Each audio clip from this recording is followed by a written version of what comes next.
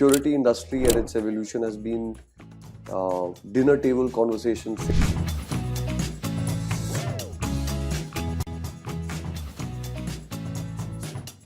Look, traditionally what we think is like FMCG is a defensive stock, FMCG is a very defensive sector, but now this is new to me that security services is also more like a defensive proxy. Your growth in FY24 has been slower than what you've done in the past. You said it yourself that it's been growing at like 17-18%, but FY24 it's like 9% when the entire world is growing. So why is that? Hi everyone, today we are with a 6,000 crore market cap company, SIS Limited. I'm sure we must have come across the name one way or the other. Today we are with Rituraj Sinha, the managing director of the company. They are primarily into three segments, which is security services, facility management, and cash logistics. They're also going into new ventures. We'll be talking about that, where they're seeing growth, how has been the past, how is this company more like a defense company rather than compared to the companies that we've done in the past, like automobiles, banking, cement, etc., etc. So thank you so much for having us. Thank you for having me. Yes. So firstly, you're a second generation entrepreneur. So after the previous business got you took care of it, what have you done? Well, I was very fortunate that my family got involved with business services, security services very early on. Okay. In the mid 80s. I joined the business in 2002. At that point in time, we were roughly 22 crores in revenue. And over the last 21-22 years, with the help of the entire team, we have taken SIS to a 12,500 crore business. And I think it's been, it's a long journey. So it's hard to summarize in with great detail, but I just say that from the time I joined in 2002, I see a phase of sort of a re-engineering phase of the business, which was between 2002 and 2005. So re-engineering the sales process, how we did the supply chain, how we did the SG&A. So basically all sales business processes re-engineered. Between 2005 to 2010 was the second phase where we decided to take SIS to different parts of the country. Okay. So that was a phase of geographical expansion. Part of the country or part of the world? Part of the country initially. Okay. So geographical expansion meant that we took SIS from predominantly a North India, East India operation to every state of the country. And in the process also we went overseas to Australia. The third phase then was about moving from geographical expansion to services expansion, diversifying our service portfolio. So we got into adjacencies, from security to cash logistics, into facility management.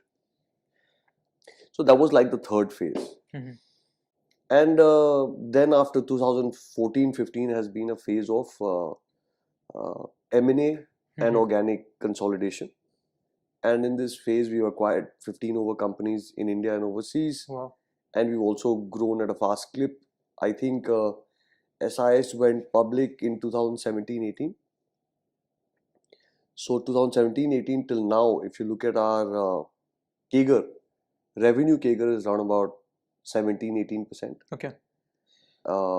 And if you look at the EBITDA CAGR, it's slightly slower, but still in the high teens, 15% plus. And we've always maintained an operating cash flow to EBITDA of greater than 50% on average. And we've returned over 400 crores to shareholders through buybacks and dividends. Yes. So that's the SIS journey in short. Okay. In the intro, I mentioned three business verticals plus the new ventures. If I go into let's say the first two verticals I mentioned, security services and facility management. We were just discussing and you said these two areas are directly proportional to the GDP growth.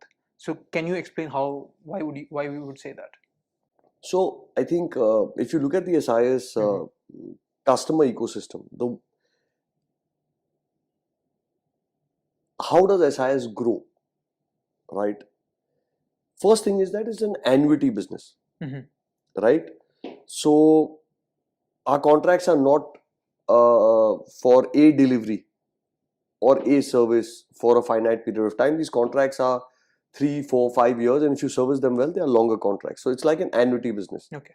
That's why over our last 100 months, SIS's month-on-month growth is more than 1%. So each month we add 1% to our growth, and the total revenue base is not small. SIS's revenue base now is closing in on 1100 crore rupees a month. Okay. So that ticking 1% or greater every month is a pretty interesting annuity story. Now, where does that growth come from? The first growth comes from minimum wage increase. So as a business, every time the government increases minimum wages, we pass through that cost to our customer. Okay. So no matter what happens in the country, minimum wage has to increase. And that for us is the first level of growth we get. The second level of growth comes from the economy itself. So a very basic example would be that any building that you see, whether it's a government building or a metro station or a railway station or a corporate office, shop, mall, hotel, hospital, whatever, you will see cameras, you will see guards, you would see some cleaning staff. And if it's a business, it will transact in cash and somebody will be picking up or delivering cash. So that's why I say that our business is proxy on India's growth. Okay. Right? So if India is going to have an infrastructure boom, every building or warehouse that is going to be constructed, government or private, will need these services. And the beauty is that even in crises like COVID, the demand for this service doesn't vanish. So, in fact, through COVID period, we didn't have contract cancellations. People didn't stop using guards or they didn't throw away their cameras. So, very unique part of this industry is that it grows when the economy grows. In fact, it grows 1.5x GDP. Okay. And even during COVID, when the economy shrank, we grew. So that's the inelasticity of demand. That's why we call it essential services. And the third layer of growth is basically competition, right? Contracts we take from competitors, etc. Market share. So these are the three layers. So just to summarize what you just said, when the economy is growing, I mean GDP is growing. Because of GDP, inflation is also growing. Because of that, the minimum wage rate goes up, and because your customers are paying you based on the people, the people you deploy in their facilities, your revenues also increase. And look, traditionally, what we think is like FMCG is a defensive stock. FMCG is a very defensive sector. But now this is new to me that security services is also more like a defensive proxy play, right? Well, that's the reality. You look at SIS results in FY20, FY21 and FY22. You will see that in FY21 when Indian economy shrank, we grew. FY22 also, if you look at the entire period, you will see that we were the least impacted, first to recover through the COVID cycle. And when the economy came back and started booming, well, we've had the benefit of that. So I want to counter you on that point. Sure. It's not all, colors and fairy tales, but your growth in FY24 has been slower than what you've done in the past. You said it yourself that it's been growing at like 17-18%, but FY24 it's like 9% when the entire world is growing, meaning India is like 8, 9, 10, sorry, 8-9%, right? Yes. But your growth has been slow. So why is that? So the 9.5% growth in FY24, if you dissect that, take away the international growth. Okay. In our business, roughly 30% plus revenues come from international operations. So that literally grew at nothing, at low single digit. And Indian businesses like security FM grew 12-13%. So the blended average was close to 9 odd percent. So if you want to see how SIS grew as against the GDP development in India, which was close to 6% last year, then you must look at SIS's Indian businesses growth, which was close to 12%.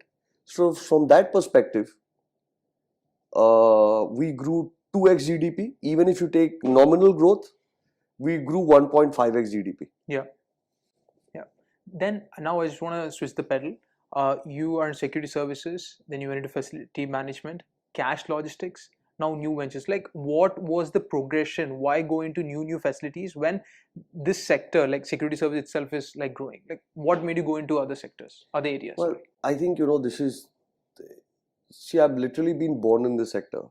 My father started this business in his young days, and security industry and its evolution has been dinner table conversation since I can recollect.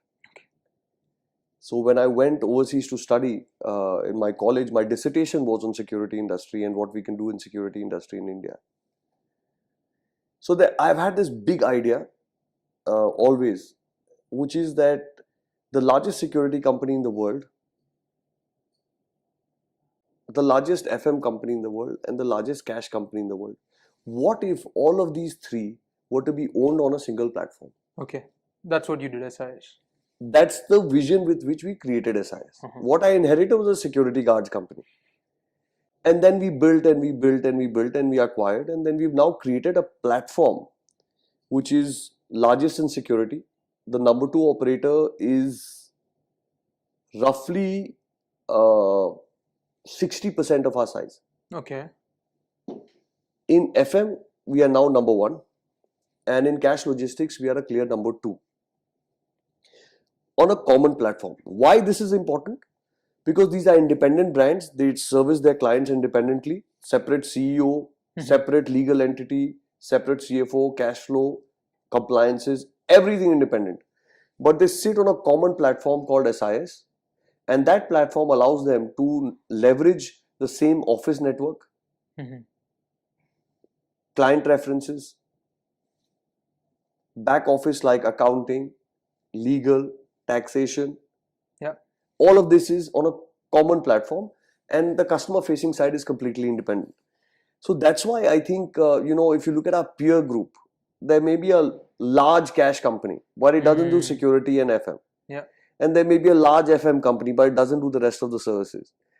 So we are a very uniquely placed story where if India is going to move from a $4 trillion economy to a $10 trillion economy, we are locked into very solid market positions, and we believe that we are well placed to take maximum advantage of that growth story.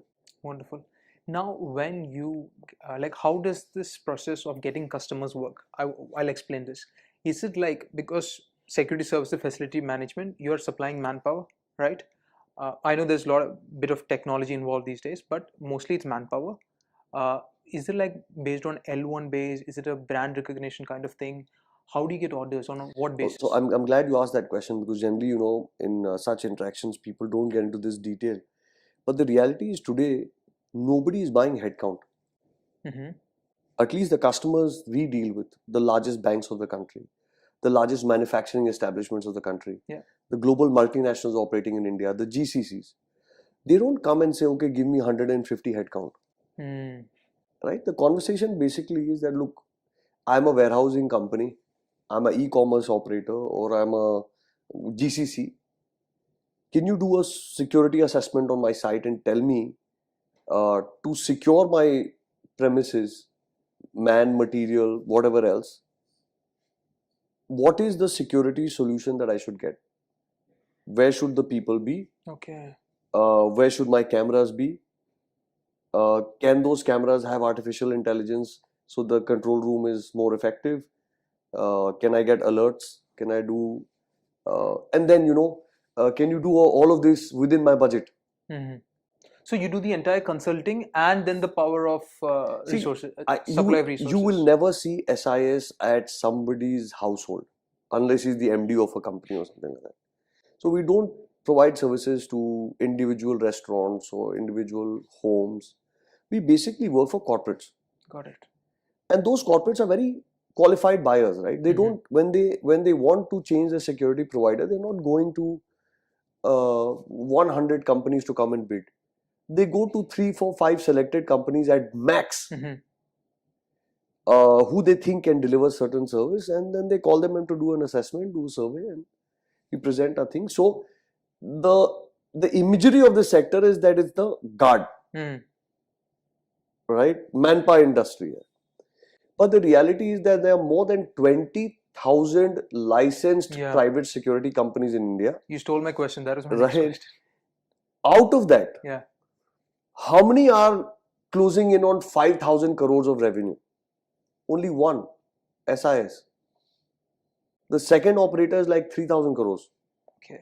And then there's a whole bunch of them at between 1,000 and 1,500. And then there is hundreds below that. So what I'm trying to say is that we've created a niche, and that, unfortunately, that imagery is not very clearly understood as yet amongst the stock market environment, because it's a newer sector relatively, right? It's not like pharma or IT or something that people understand. It's relatively new, so people don't understand the dynamics of it. So let's say I'm starting in a hospital. I come to you, I need manpower, I need facility management plus security services. And it's not like you have, is it that you have people trained on your payroll that is just waiting to get employed in your customer's premises? Or is it that once I give you the order, like if I come to you, I give you the contract, after the consultancy, everything, you hire people, train them in your academies. I think you got like 29 centers. You train them, then you supply to me. How is it? So this is the supply chain management piece. Yeah. So the reason why SIS is so much larger than the next guy is also because we've solved our supply chain issues quite early in life. So whether it's security guards, supervisors, firemen, graduate training officers, different types of trades, they are continuously recruiting and training these people at our training academies. And then these training academies supply this to different branch offices basis demand. So it's a very interesting network where we recruit over 25,000 people each year, recruit, train, certify them, and then provide them across the country to get deployed into various contracts that we said. But at the same time, we also take a lot of experienced manpower who is experienced in security, doesn't need to go to a training school, is not a fresher. So a lot of them rollovers also we take on. Okay. So if I give you the contract, how many days will it take for you to supply? Well, in the least 21 days, and generally we ask for 40. Okay, understood. And now you said there are 20,000 players, and it's not a negligible amount, and it's not like they're all inferior. Only 35% of the market is organized market, and you're one of those players, right?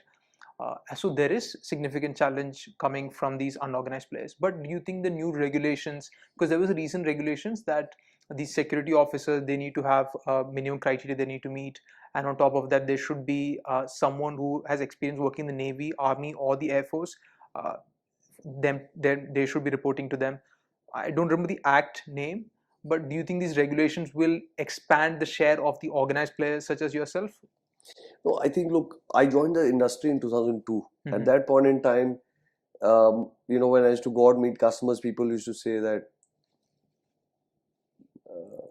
Chowkidar, right? They didn't understand trained security guard, Chowkidar system. The Private Security Act came in 2005. Private Security Act. Right? At that point in time, before 2005, people were like, why should I pay minimum wages? If I have to pay minimum wages, I'll just hire them on my payroll. So starting out from there, today in 2024-25, we are in a situation where India is on the anvil of implementing labor reforms. Yeah. We are talking about living wages. We are talking about digitizing compliance. I think if I reflect back on this last 20 odd years, I think so much has happened to organize the sector better, which has yielded tremendous benefit for the worker, they are getting fair, they are going to get fair pay, social security, PF, ESI, bonus, gratuity, uh, other benefits that they are all entitled to as formal sector employees. Customers have more clarity, transparency, the acts are clear, everything is digitized, so nobody can cheat them, it's all on the internet, they can see. Yeah. And for us as providers, it's a much more level playing field today than it was 10 years back or it was 20 years back. I don't think I have any reason for grouse. I think security has evolved, and when the labor reforms get implemented, you will see that SIS like companies will be one of the largest beneficiaries of labor reforms implementation. Okay. Also, you mentioned, what you're trying to say is that when more regulation comes, once it becomes, like minimum wage law, labor reforms, you're like the organized sector who is doing it very systematically, they're sharing thesis, they become a larger part. Also, before we started this, you said that the labor reforms, can you explain how it will impact you? Is it in a bad way? Is it in a good way? The new labor reforms. So labor reforms is a historic transformation. It's as big as tax reforms. Okay. It's just that it's lesser talked about. Let me explain. Every business in India, government, private, multinational, complies with labor regulations. There were 39 acts in India. Okay. There were more than 700 different kinds of forms and formats that is employers and etc. had to fill up and load. The government has reduced this into 4 simplified codes. Okay. And a lot of this manual form filling has been transformed into digitized versions of it, and much smaller as well. You don't have to repeat a lot of the tasks. So overall, the regulatory cholesterol has been reduced. It's good for every business in the country. Cost of compliance or headache of compliance is going to be lower. And for large manpower dependent industries like ours, I think better pay, better social security means better people ready to work for us. Longer periods of work, service length goes up. Our recruitment training costs go down, right? In front of our customers, there's greater respect for compliant operators. So overall, I think that as labor reforms, which was enacted in 2019 and 20 and 21, all the 4 codes, once it gets implemented, I think it's good for the worker, it's good for the corporates or the businesses, and it's good for service providers like us. So, but if minimum wage increases, like you do not directly answer my question. Let's say if the minimum wage increases, how does it impact you? Negative way, right? No, not really. So if you look at our pricing, our pricing is very clear. Our pricing is based off a template. Okay. In which the minimum wage is, let's say, 100 rupees. And everything else is a percentage of that. So PF is a percentage of that, ESI is a percentage. So there's wage, there's all the statutory components, and then there is our costs, and then our profits. Our profit is a percentage of the cost. Okay.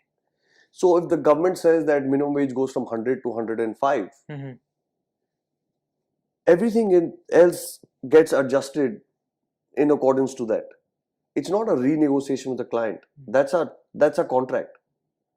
We don't have to go and renegotiate with them. All we have to do is attach a copy of the latest government notification, a page of the contract which says price review clause, and change the invoice and send it to them. Got it. So it's like a pass on. If the labor cost increases, the increase in cost is passed on to your customer. Absolutely. And your profit is kept as a percentage rather than absolute value of the contract value of the labor value. Absolutely.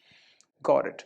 And now can you talk about the cash logistics system? I think you're number 2 player in the country. Now, we did brush up on this before. The value of ATM withdrawals through debit cards have increased by nearly 3.2x compared to November 2016 data. November 2016, because that was when the demonetization really took place in 2017, right? But in India, you usually think that UPI is increasing. Of course it is, but cash is not completely phased out. If you see pre-demonetization, cash to GDP ratio was 14%. Now also it's 14%. So where do you see that business heading? No, so let me just clear the air on a few statistics. Yeah. I think currency in circulation in India stands at 33 lakh crore. Okay. Okay. UPI is booming. Yeah. Digital transactions booming. But as per RBI report, 85% of all transactions still happen in cash. Wow. 85%. 85%. In ways other than digital. Okay. Yeah. I think as far as ATM network is concerned, I think a large part of the DBT transfers that the government does, DBT means direct benefit transfers, the welfare schemes are drawn from ATMs. So honestly speaking, optically, because you and I haven't been to an ATM for probably months, if not years, we do everything digitally. We assume that, where is cash? The reality is that, India operates at various levels. I mean, life in Delhi and Mumbai is a little bit different from, the farmer in interiors of Motihari in Bihar, right? So, what I believe that digital transaction as a percentage of total transactions will continue to increase. There's nothing stopping digital. Total transaction in terms of value or in terms of number of transactions? Value. Okay. I think what will, however, happen is that people may or may not go to ATMs that much. Because today we are talking about micro ATMs where your kirana shop is acting as an ATM.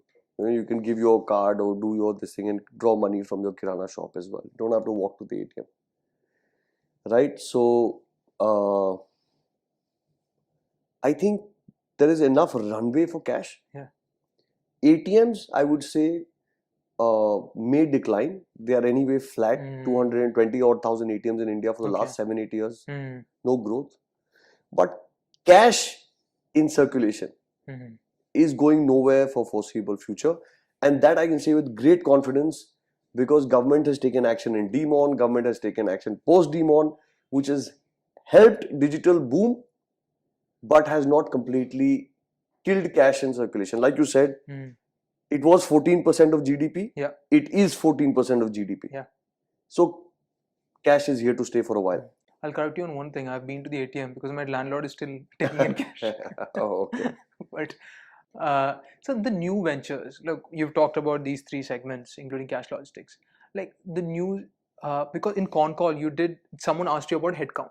You said, boss, we don't just look at the headcount, because now we're trying to go into like other areas where headcount doesn't matter as much, but we're looking at technology, which can generate like 100 crores, 150 crore per year, which is currently generating, right? I think your V Protect business generating around 100 crores. So can you talk a bit about the SIS Ventures and the V Protect business? So SIS sees itself as a solution provider, not a manpower provider. We actively try and reduce manpower element in our contracts, which is because the cost of manpower will go up year on year. Yeah. The cost of technology will go down year on year. So to be able to meet the customer's expectations, if you load up that everything will be done manually using manpower, his bill every year will go up. Yeah. And then he will keep trying and finding somebody else who can do it cheaper. So it's in our interest and our customers' interest to try and use more solutioning. What is solutioning? Manpower plus electronics, and now a lot of software.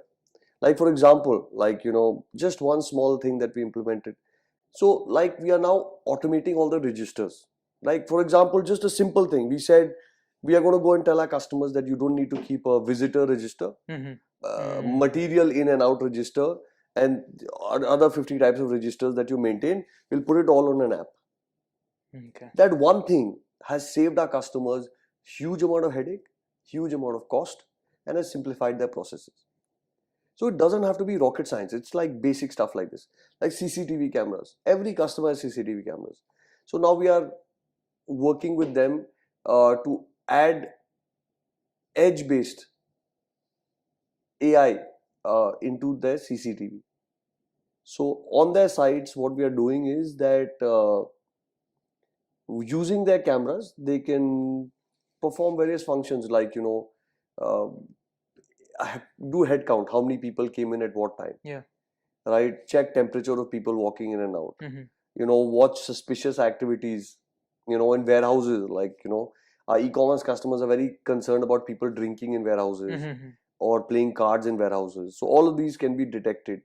They're using this to count, how many cartons or etc. are being shipped or moved. Yeah. They're capturing number plates of vehicles entering and exiting. So this is what we call solutioning. Manpower plus these solutions makes it more effective. Okay. And that's what the customers love. The other thing you asked about SIS Ventures. It's a very interesting idea. It's a program within SIS ecosystem. We came across a simple idea during COVID that there's a lot of people building startups, building solutions in our space, in security, in FM, in cash, which could be potentially a replacement for our services, or could add value to our customers, or could add value to our employees. So we said that let's set up a ventures program, where we are basically investing in these enterprises. Like, for example, artificial intelligence, video analytics, big space. Can SIS do it in-house? Probably yes. But can we do it with the aggression of a startup? Maybe not. True. So we invested in this exciting startup called StackCube. Yeah. What we get in exchange is, we get customized solutions for customers. We get better pricing. We get to participate in that segment. What they get in exchange, they get capital. They get access to SIS customer base, our sales network, etc., etc. Similarly, this senior living. In our facility management side, healthcare is a big business. Very important segment, because hospitals use a lot of facility management, cleaning and upkeep. People assume that hospitals can't run without doctors and nurses, but they also can't run without all the service staff. Absolutely. Right? But then there is one in-hospital care, and then there is care outside the hospital. Still healthcare, right, but not within the hospital premises. So we've been looking at ways to get into that space. And then this very interesting business called Imoha came up, which is a senior care business, which basically says that for elders who are living alone, children are living in other cities, other countries, they have a subscription-based program, an app-based program, plus human interface, where, these seniors are logged into an app, so they get reminders for taking their medicines. Every day or 2 days, they get, a call from what they call Imoha daughters. So a friendly young girl is basically calling to say, Auntie, have you taken your medicines? Do you need to go to a doctor? Do you want me to take you to a grocery store? Aapko chahiye to nahi, etc., etc. Just checking in. Got it. And then at a certain frequency, pre-agreed frequency, a yoga instructor is going to their house to keep them busy, or somebody like a pet care guy is going, or once in a while somebody like the Imoha daughter is just visiting at home to have a cup of chai with them. And then if and when they need medical assistance, they also get medical assistance. A lot of people, aging people who cannot live on their own, they are then moved out of own living into what we call senior care, where they are living in a shared accommodation, which is like a house of elders, where they need closer attention, right?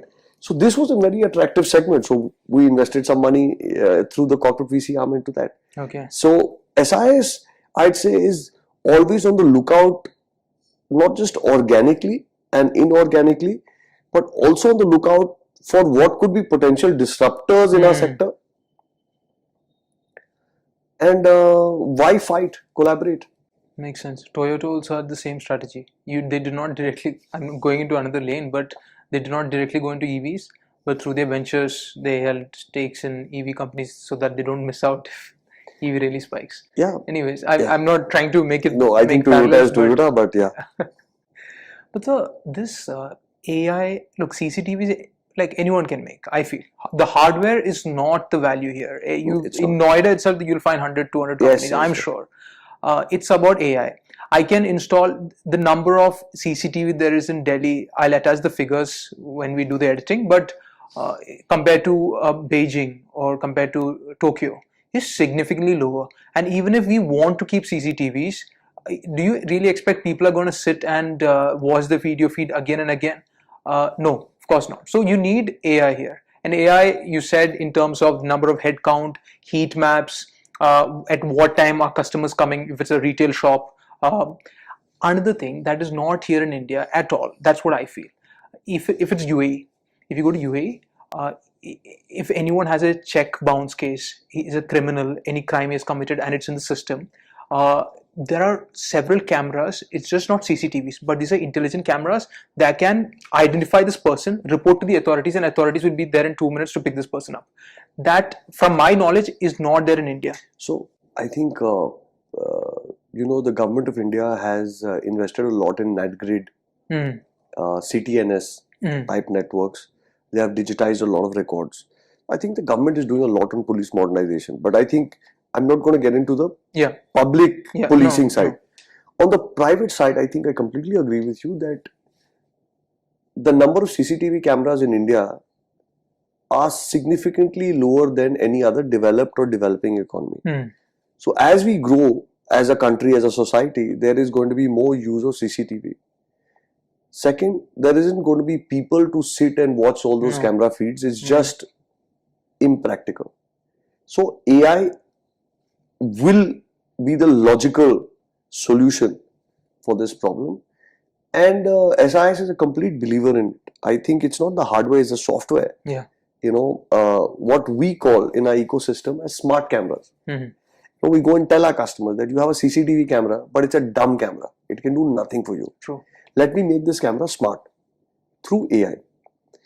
And it's just amazing what CCTV can do. I mean, for example, one of the largest gatherings in this country in recent months has been the Ayodhya Ram Mandir opening. Yeah.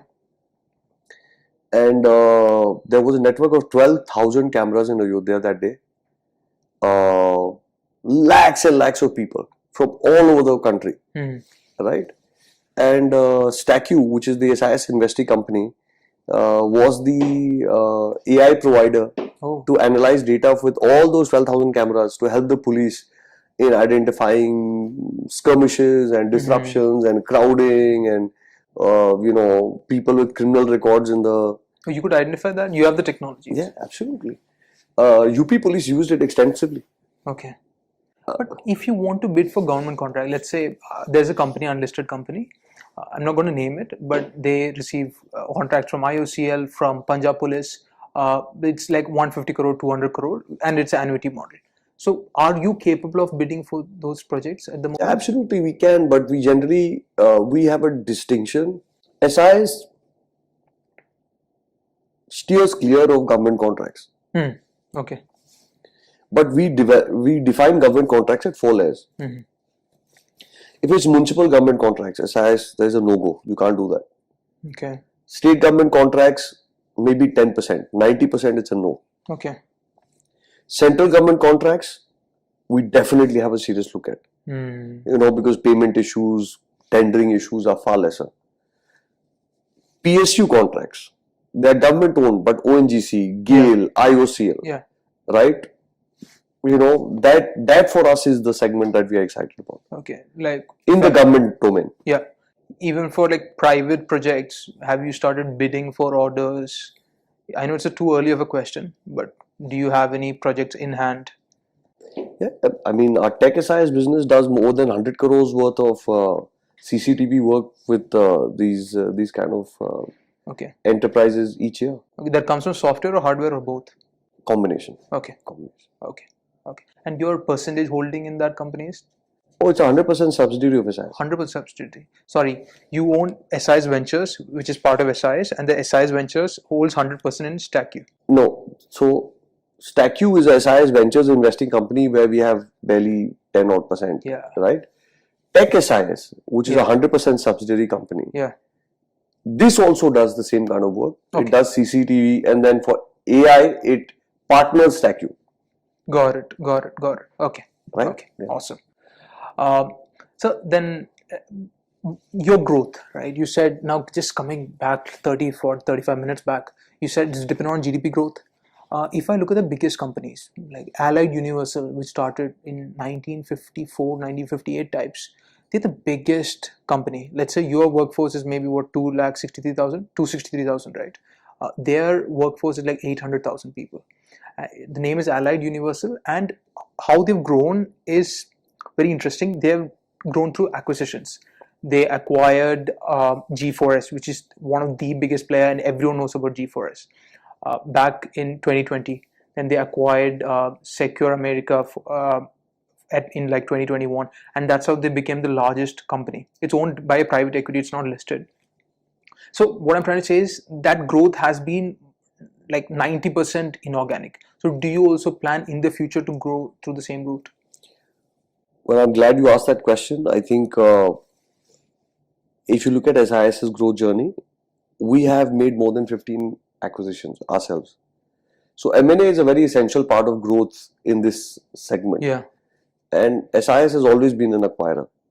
But we've been a very selective acquirer. In India at the moment, the cost of organic growth, like last year, SIS on an organic basis grew 500 crores in absolute value. So for me to acquire a 500 crore security company is not that exciting. Yeah. Because the cost of organic growth is still lower. Unless there is something special about that company, if it has penetration in a particular segment, or it has in a geography a leadership position, something like that. But still, in India and overseas, I think M&A is a very essential part of our strategy. Yeah. We have in the past demonstrated ability to acquire, consolidate successfully, and prove our thesis of the acquisition. And we continue to be on the lookout. I think in the coming quarters, you will definitely see some M&A reporting from SIS. Yeah. So here you said, I want to go international now, because you had selective acquisitions.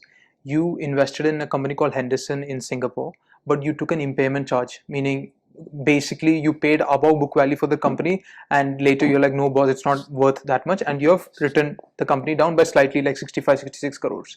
So what went wrong there? So Henderson was acquired in 2019. Okay. We acquired a 50 million Singapore company. So it's not a very large company.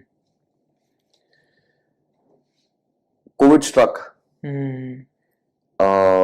Worse still, the promoter who we bought from, who was still holding shares, he suddenly decided that he wants to tap out.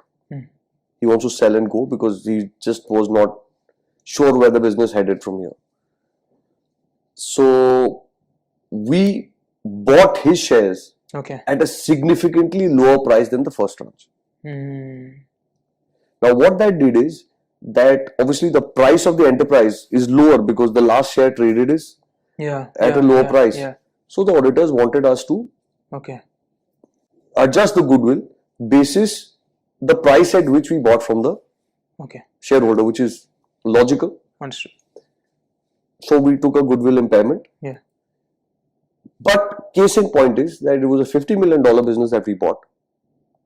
It went down to $30 million, sub $30 million. Singapore dollars. Okay. During COVID years. Now it is again back to close to $40+ million. It's growing back up. So the business is in good shape. What has happened on goodwill impairment has little or nothing to do with the performance of the business per se. Understood. It has more to do with the fact that initially, 2019 pre-COVID, we valued the business as X and we booked goodwill accordingly. In 2021, when we bought the promoter out at a discounted price. So obviously the cost of enterprise is lower, therefore the goodwill impairment. So this is like a bookkeeping type of question. If I look at the goodwill on the balance sheet, it's more than 100 crores. And it's in, I think, how much is it? 1,000 crores or 100 crores? It's ahead of 500 crores. Yeah. Sorry, 500 crores, right? And that's a huge figure. And now if you're saying that the growth, the path towards growth, like exponential growth, is through acquisition. No, I didn't say that. Okay. Let me qualify that. Yeah. 85% of SIS's growth has in the past and in the future always come from organic development. Okay. Because the cost of that organic development is cheaper.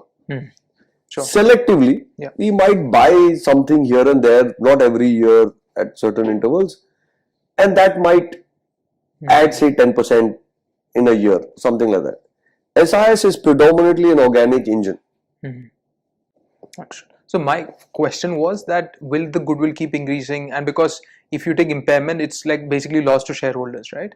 So will you be constantly paying more for companies, or will you be again very selective? I think that's a very hypothetical question. What I'd say is that, look, organically we have to grow. Yeah. Inorganically we have to grow. Yeah. Okay. What is it that SIS is chasing? SIS is chasing 2x GDP growth. So India is growing at 6, 7, 8%. We want to grow 2x of that. Second, SIS is chasing 15% or greater return profile. Return profile means this is not in terms of margin, but like return on equity. Return on equity. Okay. And SIS is chasing an operating cash flow to EBITDA, OCF to EBITDA of greater than 50%. Okay, 50%. Why we are chasing these three things is because then SIS becomes a self-sustained ecosystem. It grows at a clip where it can, really capture the rise of India. The second is that it grows in a way that's profitable for shareholders. I'm a 70% owner. So, 15% return is the minimum I'm expecting on my investment. And then I don't want to go top up debt or top up equity into the business. So if it is generating greater than 50% operating cash to EBITDA, it will have enough free cash to continue to fund its own growth. Yeah. Right? So that's the three metrics I look for. And today also, SIS is closing in on 400 crores of profit after tax. Count the number of companies, listed companies in India, which have close to 400 crores of profit after tax. Large companies. More than 15% return on equity. And still can boast of growing at 1.5x or at 2x of Indian GDP. If you put these three metrics, it will be a short list. And in that short list, if you take out the PE of these businesses, you will see that SIS is actually very attractively priced. So I'll add one thing. There are companies that matches the three metrics, but it's not in the defensive sector. Defensive meaning a stable business that will grow even during the bad times. If I take a company, I want to add to it. If I take a company that will grow even during a pandemic or won't be disturbed through seasonalities, it would be the FMCG business, which trades at like 60, 70 multiples. Look, and even if like an AC company, electric company, which grows irrespective of what the economy does, even those trading at very high multiples. I get your point certainly. So what I understand, it's like a defensive company because you are not impacted by these pandemics or not as much compared to other sectors, and high return on equity, like the capital that you invest, you get a high return out of it, even though margins are like 4 to 5%. Okay, so that's my understanding. See, I think you have to understand on the margin piece. Yeah. Pre-COVID SIS was 6% EBITDA margin. I think SIS can still go back to 6% EBITDA margin. We are close to 5 now, and we will climb back up to 6%. But globally, if you look at all the listed companies in this space for the last 40 years, you will understand that the margin profile of this industry is between 5 to 7. True. So therefore, for me, it's very important to be in the 6% plus EBITDA margin range. But what is more important is that my return profile should be 15% or greater. And what is even more important is that I should grow at 2x GDP. Understood. right? This is not IT services. This doesn't deliver 20% plus EBITDA, right? But that doesn't make it any worse. Like I said, it is not a small business. It has demonstrated since 8 years of listing or 7 years of listing, it has demonstrated it has not had any degrowth, it has not had any big mishaps, it has survived demon and GST and COVID and up and down swings both. Yeah. Our market positions haven't been lost. We are only built on our market positions. We are now on the anvil of spinning off our cash business as a separate listed company. Yeah. So I think we are creating value for shareholders, and not just paper value, but also value in cash. 400 crores almost has been given out as dividends and buybacks in the last 5 years alone. So I can completely understand that it's not as well understood as it could have been, and that is something that we as management have to do a little bit more with. But I think if you look at the business performance, I think it's not been stellar, but it's been very steady. Absolutely, no, very stable. So, an related topic. If I go to an airport, there is no. I haven't seen SIS or G4S. It's usually the. It's from the army, or is it CISF, I believe, right? Who takes care of the airport security. Why is no private agency there in that space? So that's a little bit to do with the regulation. Yeah. But if you go to Australia, for example, yeah, you will see our guards at a lot of these airports. Okay, that's what. Because there the aviation security is open for private operators. In India, it's CISF controlled, which is the case today. But as India has gone from 75 airports to 150 odd airports and plans to add another 100 airports and go to 250 airports in the next 5 years, I think the cost of operation of airports will come into light, because it has a direct bearing on what the passenger has to pay for his ticket. Absolutely. Right? Not many people know that the largest airport operator in India is the Airport Authority of India. Yeah. And if you see the largest cost in the books of Airport Authority of India, it is CISF. Ooh, okay. So I think things should change over time as sense prevails. So last two questions. Like Noida Airport is opening up in April 2025, and 1,600 people have been assigned. Okay, and I know it's just the phase one, but 1,600 people is a large number of headcount, right? And why is it like? Do you actually think that private agencies will be let in to monitor the airports? Well, I'm not sure when the government plans to do that. There's a lot to do with the risk environment in the country. But Noida Airport, for example, Jewar, since the construction started, is protected by SIS. Okay. The entire construction. If you visit the premises now, it's a SIS secured site. But when it gets operationalized, who runs the security, who runs the passenger security, who runs the curbside security, who runs the baggage x-ray and security, it's entirely dependent on regulations and the owner of the airport. So let's see how that goes. Okay. So similarly, if I were to start an airport tomorrow, I have to give the security contract to CISF? No other option, right? At the moment? Yeah, at this point, yes. Okay, got it. But internationally, in the US and Australia, New Zealand, all these countries have private agencies. Well, it's different for different countries. In US, there is a separate partly government-owned TSA, Transport Security Agency. So it's completely different post 9/11. In Australia, it's privatized. In Singapore, it's privatized. In New Zealand also, it is privatized. I think this TSA and CISF, like TSA after 9/11, CISF has come after the 1999 hijack attempt. I think as long as safety is there of passengers, I think that's the thing that matters most. Great. So, very, as a what do you say? I'm just intrigued. This cash logistics seems like a very fancy business, because you need to take the cash, put it in a truck, and that truck is like, I don't know, it's well protected. There are a couple of armed men. So what was the worst incident that has happened during cash logistics, if you can share? Well, I think lot of unfortunate incidents have happened. You know, we had once in Jharkhand a landmine that blew up a cash truck in the Naxal area. So I think, but this is long back. After that, government has also come up with guidelines, model rules for cash logistics in India, etc.